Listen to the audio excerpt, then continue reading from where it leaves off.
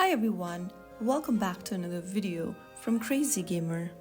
In this video, I'm gonna show you how to change your name in Tacticool.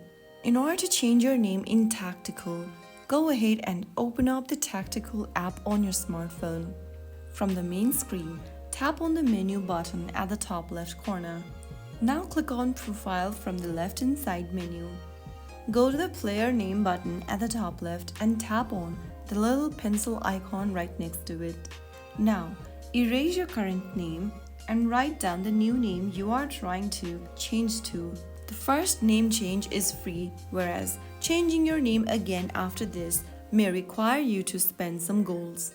Confirm your name change by tapping Confirm, and that's how you easily change your player's name in Tacticool. If this video helped you, please give it a thumbs up and subscribe to our channel for more tips, tricks, and gameplay content. I'll see you in the next video. Stay tuned till then.